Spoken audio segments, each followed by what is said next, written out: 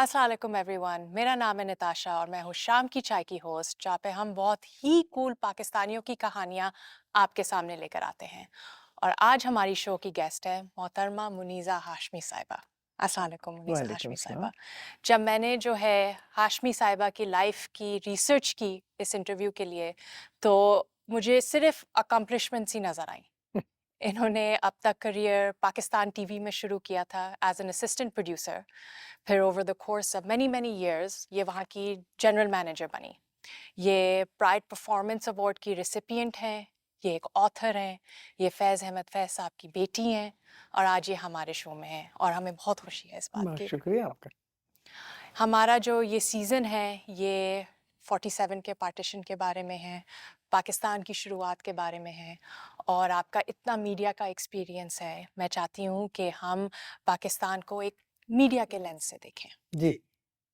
तो शुरू करते शुरुआत से और बिस्मिल्लाह। आप प्लीज़ हमें बताएं कि पाकिस्तान की जो मीडिया इंडस्ट्री है वो कैसे शुरू हुई, वो कैसे डेवलप हुई? मीडिया इंडस्ट्री में ज़ाहिर है इस वक्त अगर देखा जाए तो बहुत सी सोशल मीडिया वगैरह भी आ जाता है, लेकिन अगर बात करें 47 की तो उस वक्त सिर्फ दो किस्म की मीडिया थे, अखबार था और रेडियो था। ठीक है। और इन्हीं दोनों ने, यानी रेडियो ने ज़ाहिर है पाकिस्तान के वजूद में आने की अनाउंसमेंट की और अखबार भी छपा होगा। मेरी उम्र उस वक्त सिर्फ 1 साल थी, तो ओके। लिहाजा मुझे आप माफ़ कर दें, लेकिन थोड़ा बहुत जो भी सुना सुनाया। और फिर ज़ाहिर है आहिस्ता आहिस्ता मुल्क बना, बढ़ता गया, फैलता गया, तरक्की करता गया आहिस्ता आहिस्ता। और जो शुरू की मुश्किलात थी वो सबको मालूम है, सियासी भी, इक़्तिसादी भी और बाकी जो भी थी मसले मसाइल। तो 1964 में पहली दफ़ा पाकिस्तान में टेलीविज़न का आगाज़ हुआ। उस वक्त मेरी उम्र 18 साल की थी। तो वहाँ पे इन्होंने अनाउंसमेंट की कि जी ख़वातीन, बच्चियाँ जो भी है, तो वो मुझे याद है कि हमने वहाँ शुरू किया पपेट का प्रोग्राम। सो उस वक्त पपेट का पपेट्स प्रोग्राम। का प्रोग्राम शुरू ओके। किया। हाँ, तो मेरी मियाँ भी और मेरी हमशीरा भी और हम दोनों उसमें थे। तो उस वक्त फिर मेरे ख़्याल में वहाँ से, जिसे कहते हैं ना, the bug bit me. Okay. Okay. तो वो वहाँ से शुरू हुआ। लेकिन ये इसी तरह ही था, पाकिस्तान टाइम्स अखबार का नाम था, जो पहला अखबार था यहाँ का।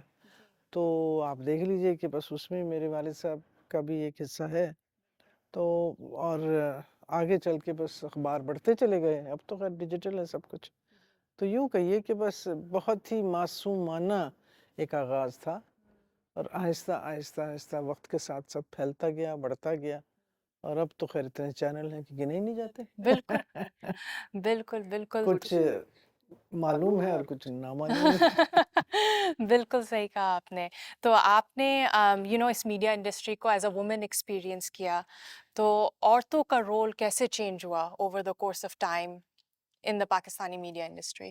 तो मुश्किल वक्त था, देयर इज़ नो डाउट, कि हुँ। जब भी हम चार तीन तीन या चार ख़वातीन थीं और कम से कम नहीं तो 400-800 मर्द होंगे। ज़ाहिर ओह! है बड़ा लाहौर टेलीविज़न बहुत बड़ा स्टेशन है जी, जी। और उसमें हम अकेली थी। हाँ, ये ज़रूर है कि कोई ऐसी, मुझे कम से कम ये नहीं याद कि कोई ऐसी ज़्यादती हुई हो या कोई बात, हाँ, लेकिन एक महसूस ये होता था जैसे हम नीचे हैं, हाँ, हमें लड़ना है, हमें आगे बढ़ना है। हाँ, और उस किस्म की मुश्किलात होती थीं। हाँ। अब लाइव टेलीविज़न होता था तो रात बिल्कुल। को 10 बजे, 11 बजे, 12 बजे आपकी ड्यूटी है तो आप उसी वक्त घर जा रहे हैं। हाँ, तो वो एक मसला। बिल्कुल। और उसके बाद फिर ज़ाहिर है बीच में एक जंग भी आई, 65 की जंग की बात हो रही है। हुँ, अपना 60, फिर उसके बाद 71 की जंग आई। हुँ, मुझे अच्छी तरह याद है कि मेरा बेटा उस वक्त बड़ा वाला है, वो 1.5 2 साल 2.5 साल का होगा। हुँ, तो मुझे कहा गया कि जी इस तरह से ड्यूटी है वो। तो मैंने, मुझे याद है, जाके अपने जो उस वक्त के बॉस थे, नाम हुँ। की क्या ज़रूरत है, बहुत हो चुके हैं, मैंने कहा जी इस तरह बेटा। कहने लगे आप नौकरी पे आई हैं ना? मैंने कहा जी। तो यहाँ ख़ानदान नहीं है, फैमिली नहीं है, ये ओह वाह! नौकरी है और ये आपकी असेंशियल सर्विसेज में शामिल है। तो असेंशियल सर्विसेज में जो होती हैं जॉब्स, उनके ऊपर पाबंदियाँ ज़्यादा होती हैं बिल्कुल। और specially in times of war. Yes, तो बिल्कुल। उसमें ज़ाहिर है टेलीफोन, यस। टेलीविज़न, इलेक्ट्रिसिटी, ये चीज़ें जो थी। जी। तो वो पहला सबक था मुझे याद, कि मुझे एहसास हुआ कि ये नौकरी ऐसी है जिसके ऊपर बहुत से चैलेंजेस होंगे। हुँ, اور پھر چلتے گئے، پھر تو کئی تبدیلیاں آئیں، ہوں کئی حکومتیں آئیں، ہوں کئی گئیں، ہوں جنگیں بھی ہوئیں نہیں اور بالکل وغیرہ وغیرہ ہر قسم کی. تو یہ چیلنجز خواتین کے لیے تھے، ہاں اور آج شاید نہیں ہے ظاہر ہے، لیکن اس زمانے میں شروع میں مشکلات تھیں. خاندان کو الگ سمجھانا، میری ساس بھائی یہ کون سا وقت ہے گھر آنے کا، یا جو بھی مطلب ظاہر ہے. تو جی اس طرح سے بالکل بھی بچے چھوٹے، پھر ظاہر ہے شوہر نے سپورٹ کیا اپنی جگہ، لیکن محسوس تو ہوتا ہوگا نا. ہوں لیکن پھر اگر کام کرنا ہے اور ایسا کام کرنا ہے جس میں آپ کا دل بھی ہے، ہوں آپ کا پیشن بھی ہے، ہوں اور ایک ذمہ داری بھی ہے. پھر میری والدہ نے کبھی پیچھے ہٹنا نہیں سکھایا، آگے ہی بڑھنا سکھایا. پھر اس میں مشکل ہو جاتی تو پھر آپ چلتے ہی رہتے ہیں. بالکل اور جس طرح میں کہتی ہوں کہ اللہ میاں راستے بناتا ہے، بالکل بناتا ہے. بالکل بالکل ماشاء اللہ. آپ نے جو 40 ایئرس گزارے ہیں ماشاء اللہ سے پاکستان ٹی وی میں، تو اس ٹائم میں پاکستان جو ایز اے نیشن اس کی جو برانڈنگ تھی، جو اس کے بارے میں بات ہوتی تھی، وہ کیسے ڈیولپ ہوتی گئی، اس کے بارے میں آپ ہمیں مشکل تھوڑا بتائیں. وقت بھی تھے، اچھے وقت بھی تھے. سنہرے وقت تو خیر میرے خیال میں آئے، ہوں بہت ہی مختصر آئے، ہوں لیکن آئے ضرور، اور گزرے کچھ جلدی سے ہی گزر گئے. لیکن زیادہ تر چونکہ پاکستان ٹیلی ویژن میں چونکہ وہ ایک پبلک براڈ کاسٹنگ میڈیا ہے، جی تو ظاہر ہے اس کے اوپر ریاست کا اور حکومت کا یس زور بھی ہے، بالکل پکڑ بھی ہے. بالکل ان کی پالیسیز کو بھی آپ کو لے کے چلنا ہے. ہوں آپ ان سے راضی ہوں ناراضی ہوں، آپ نے کرنا تو ہے. ہوں اگر آپ نے نوکری کرنی ہے، اور ایسی کئی دفعہ میرے ساتھ کچھ ایسی باتیں ہوئی ہیں جب انہوں نے کہا کہ یہ تو میرے دل نہیں مانا، لیکن میرے دماغ نے کہا بی بی تو یوں کر کے نکل جاؤ. یا تو اس بالکل قسم کے راستے بھی پھر وہی اوپر سے ہی نکلے کہ راستے نکالو. بالکل تو اس طرح سے ہوتا رہا، مشکل وقت آتے رہے. اور پھر چونکہ اتنی حکومتیں، اتنی سوچ، اتنی پالیسیز بدلتی رہیں، اس کی وجہ سے پھر ڈیولپمنٹ میں جگہ جگہ رکاوٹیں آتی رہیں. کیونکہ آپ چلتے تھے، جی پھر ایک دم سے ہلچل ہوتی تھی، یا کوئی پارٹی بدلتی تھی یا کوئی جی حکومت جی بدلتی تھی، تو پھر رک گئے، ہاں پھر پیچھے کو آئے. رائٹ کیونکہ پہلے تو آپ پچھلی چیزیں ٹھیک کریں، صحیح پھر آگے چلے، آگے چلیں. پھر تو اس طرح سے کافی مسئلے رہے.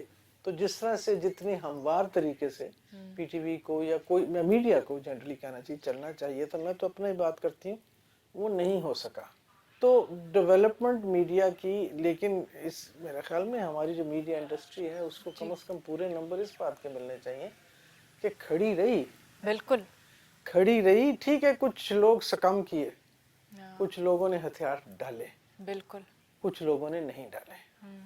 کچھ چینلز نے ڈالے، کچھ چینلز نے نہیں ڈالے. جنہوں نے نہیں ڈالے ان کے ساتھ پھر کیا ہوا وہ الگ باتیں ہیں. صحیح لیکن کچھ ایسے ہمارے صحافی دوست جی کھڑے رہے، بالکل اور ان کے اوپر پھر ظاہر مشکلات بھی آئیں.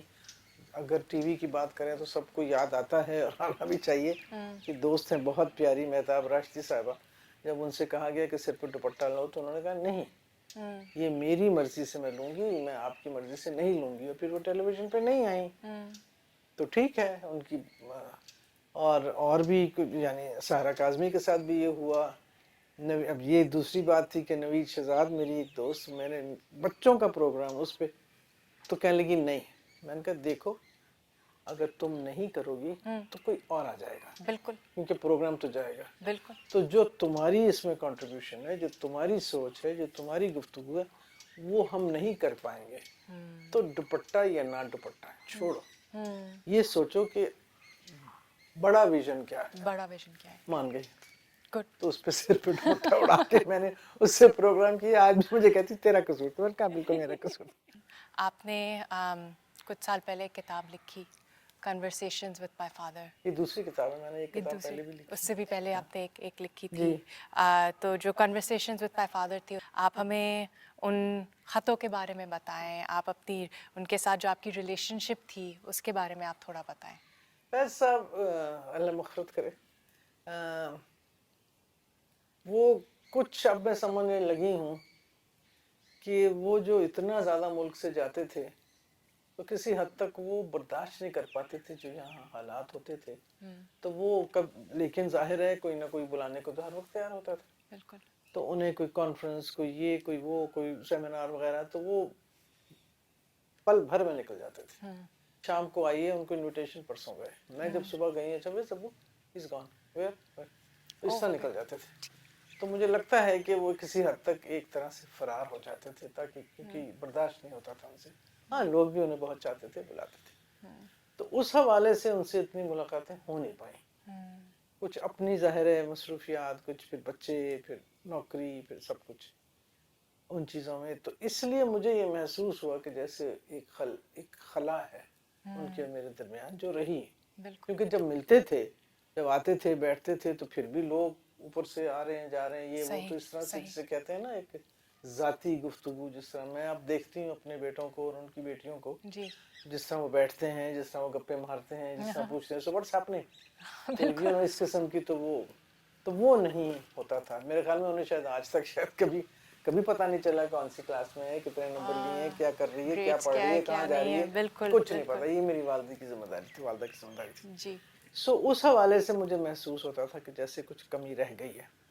والد صاحب کا یہ ماشاءاللہ ایک ضرور ان کی ایک پلس پوائنٹ کہنا چاہیے کہ وہ جی جہاں بھی ہوتے تھے، جی دنیا کے جس کونے میں بھی ہوتے تھے، وہاں سے خط لکھتے تھے، یا خط لکھتے تھے یا پوسٹ کارڈ ڈال دیتے تھے. Post card. او وہ واو. زمانے ظاہر ہے. جی ہاں جی ہاں. تو وہ ایسی مختلف جگہوں سے، وہ ہیلسنکی سے آ رہا ہے، کہیں بیلگریڈ سے آ رہا ہے. واو. الحمدللہ میں ایک جگہ گئی ہوں جہاں جہاں وہ گئے تھے. کہیں روس سے آ رہا ہے، کہیں افریقہ سے آ رہا ہے. تو کہیں نہ کہیں سے، اور وہ ایسے ہی ہوتا تھا. پیاری میزو کیا حال ہے تمہارا؟ ہم یہاں ہیں آج کل. ظاہر اس پہ تصویر ہوتی تھی. ہم آج کل یہاں ہیں، یہاں بہت گرمی ہے، تو تمہارے یہاں تو موسم بہت اچھا ہوگا، بس جلدی آ جائیں گے، تو اپنا خیال رکھنا. بس یہ ہوتا تھا ان کا. یا بچوں سے کبھی بات، اچھا بھائی تم کون سی جماعت میں، اس طرح سے جی کر کے. جی جی. تو وہ ایک طرح سے کانٹیکٹ وہ رکھتے تھے اپنی طرف سے. بالکل لیکن ظاہر جوابی تو ان کو مل نہیں سکتا تھا، کیونکہ وہ تو چلتے رہتے تھے، بالکل تو بالکل. انہیں ٹریول ہم کر رہے ہیں. بھیج نہیں سکتے تھے. صحیح. تو مجھے یوں لگا جیسے مجھے ان کے خطوں کا جواب دینا چاہیے. بالکل تو بالکل. وہ میں نے اب دیا، اور وہ خطوں کا جواب اس طرح دیا کہ میری زندگی میں کیا کیا دور گزرے جن کے بارے میں انہیں نہیں بتا سکی. میں کہاں کہاں گئی، میں کن کن سے ملی، میں نے پی ٹی وی میں کیا وقت گزارا، بالکل. میں نے کتابیں کون کون سی کیسے لکھیں، کون کون سے پروگرام کیے. جی. تو یہ پھر میری وہ کتاب جو ہے وہ ایک طرح سے ان کو ایک خط ہے. بہت تو خوبصورت. یہ کتاب ایسی ہے کہ یعنی ایک طرح سے ان کے خط بھی ہیں جی تاکہ لوگ پڑھیں انہیں، جی جی. اور انہیں بحیثیت باپ جانیں.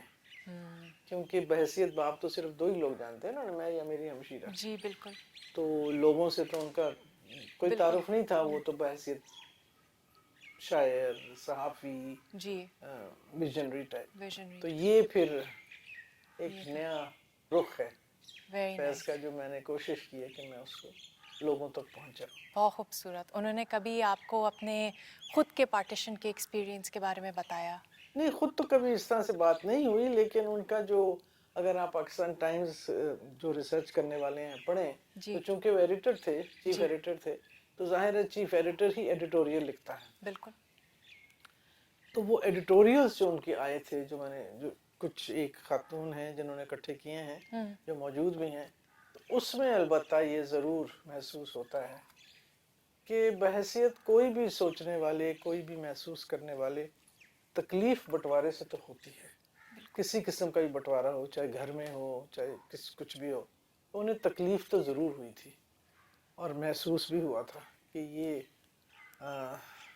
کیونکہ اس میں اب آپ دیکھیں کتنی کتنی کتنی ٹریجڈیز ہوئیں، اور کتنے لوگ فوت ہوئے، مارے گئے، اور کنہوں نے کیا کیا کھویا.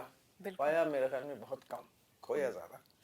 تو وہ شاید انہیں، میں نہیں کہہ سکتی، ظاہر ہے کوئی بات نہیں ہوئی، کہ شاید انہیں اس بات کا اندازہ ہو گیا ہو یا نہ ہو. میرے تو خیال میں تو کبھی سمجھ بھی نہیں سکتی کہ ہماری زندگی میں کبھی اتنی دشمنیاں دونوں ملک میں ایسی.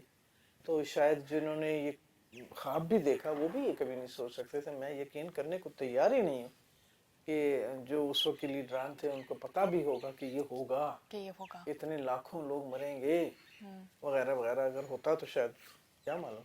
تو یہ تکلیف تو سب کو ہوئی، اور انہیں بھی ضرور ہوئی ہوگی. بالکل. اور یہ جب، اگر آپ دیکھیں کہ جب یہ بنگلہ دیش کا جب سچویشن ہوئی اور وہ بنگلہ دیش سے پہلی دفعہ گئے تو پھر جو ان کی بہت ہی تکلیف دہ نظم ہے، ہم کے ٹھہرے اجنبی کتنی مداراتوں کے بعد، تو وہ اگر نظم پڑھی جائے، غزل پڑھی جائے تو اتنی تکلیف ہوتی ہے سوچ کے کہ محسوس تو انہیں ہوا کہ ظاہر ہے دوست اپنی جگہ، ہمارے رشتے دار وغیرہ تو کوئی نہیں، لیکن دوستی تو تھی ان کی فیض کی، لیکن یہ کہ تکلیف بہت ہوئی ظاہر ہے، اور اس میں بھی بہت لوگ مرے اور کس طرح. تو کوئی بھی حساس آدمی کسی قسم کی بھی ہیومن سفرنگ کو برداشت نہیں کر سکتا، کیونکہ وہ لکھتے تھے افریقہ کے بارے میں، وہ لکھتے تھے ایران میں، وہ جب ان کے وہاں پہ بچے اور نوجوان مرے وہ لکھتے تھے کیوبا کے بارے میں، تو وہ محسوس کرتے تھے، ظاہر ہے جو دل میں ہوتا تھا وہ بیان کرتے تھے. بالکل بالکل. انہوں نے ایک اور نظم لکھی صبح آزادی. بالکل لکھی. دیکھیں اگر آج بھی آپ دیکھیں تو یہ چلے چلو کہ وہ منزل نہیں آئی جو خواب دیکھے تھے، جو وعدے کیے تھے، جو لوگوں نے سوچا تھا، جو لوگوں نے چاہا تھا. پاکستان اس وقت اس نہج پہ نہیں ہے، ابھی اس میں بہت زیادہ کمی باقی ہے. ابھی تک خواتین کے لیے اگر آپ دیکھیں اتنے مسائل ہیں، اگر آپ دیکھیں تو جو آج کل کے حالات ہیں، غربت کتنی ہے، مہنگائی کہاں جا رہی ہے، انسانی حقوق لوگوں کے نہیں ہیں، لوگ غائب ہو رہے ہیں. تو ایسے اگر آپ دیکھیں تو ابھی منزل تو نظر نہیں آ رہی، دور ہے. تو کیسے آئے گی منزل؟ آتی تو یہ تو بس فیض کی بات ہے کہ بھی سب کچھ ہم ہی کریں، کچھ تم بھی کرو. تو آئے گی تو ظاہر ہے آپ کی کچھ اپنے آپ کو مضبوط کرنے سے، سیاسی شعور آنے سے، اور اس کے بعد پھر جو حکومتی شعور ہے یا جو آپ کی نیشنلسٹک فیلنگز ہیں، جو آپ چاہتے ہیں کہ اس ملک کے ساتھ ہونا چاہیے، اس پہ کھڑے ہوں، اس پہ آگے نکلیں. اور پھر وہی ہے کہ ہر سطح پہ برابری ہو. اس وقت تو اس ملک میں برابری نہیں ہے، اس میں تو بہت امیر ہیں اور بہت پست ہیں. بالکل. تو یہ برابری کی ضرورت ہے، جو فیض ہمیشہ کہتا تھا کہ ہمیشہ کہ یہ ہر طرح سے، ہر وقت، ہر لوگ، ہر انسان کی برابر حقوق ہونے چاہیے، ساتھ ساتھ چلیں، اور کوئی یہ نہ محسوس کرے کہ میں اس سے بہتر ہوں یا اس سے کمتر ہوں، یہ نہیں ہونا چاہیے. بالکل. تو آپ اس کو سوشلزم کہہ لیں، جو مرضی کہہ لیں، میں تو یہ کہتی ہوں کہ یہ فیض کی سوچ ہے کہ ہر شخص برابر ہونا چاہیے. تو وہ جب تک آپ ان یعنی جو ڈفرینسز ہیں ان کو الگ نہیں کریں گے، دور نہیں کریں گے، اور اپنے آپ کو مضبوط نہیں کریں گے. عورتوں کے بارے میں آپ پوچھتے ہیں تو یہی کہتے ہیں کہ عورتیں جب تک یہ عورت کھڑی ہو کے خود نہ اپنے آپ کو منوا لے، جب تک تو اس کو دبایا جاتا رہے گا. بالکل. چاہے اس کا باپ دبائے، چاہے بھائی دبائے، چاہے شوہر دبائے، چاہے بیٹا دبائے، چاہے داماد دبائے، چاہے ارد گرد کی کمیونٹی دبائے، لیکن اس کو دباتے رہیں گے تو اس نے خود کھڑے آ کے اپنے آپ کو منوانا ہے. بالکل. اس قسم کی جو تگڑا پن ہے وہ خود ہی آنا ہوگا، لیکن اس میں لڑائی بہت ہے. جی جی. نہیں، تھینک یو سو مچ آپ کا شکریہ کہ ہمارے آپ نے شو میں اتنا، آنے کا. نہیں، آپ نے ہمارے پروگرام میں آ کے ہمارے پروگرام کی زینت میں نہیں اضافہ ایسی کوئی کیا بات نہیں، ہے. ایسی باتیں نہ کیا کرو. میرا نام زینت نہیں ہے. نہیں، تھینک یو سو مچ. ہمیں بہت اچھا لگا، اور میں واقعی یہ جو ہمارا انٹرویو ہوا ہے اس کو میں کبھی نہیں بھولوں گی. میں بہت بہت اپریشیٹ شکریہ کرتی ہوں. بیٹا، بہت شکریہ آپ کا، مجھے بلانے کا شکریہ، دعوت دینے کا شکریہ، موقع دینے کا. میں تو ایسے ہی بولتی رہتی ہوں، سارا دن بولتی رہوں. تھینک یو سو مچ. اور آپ سب کا بہت بہت شکریہ ہمارے پروگرام کو دیکھنے کا. ہاں، میں پھر آؤں گی ایک اور ایپیسوڈ کے ساتھ. انٹل دین، اللہ حافظ.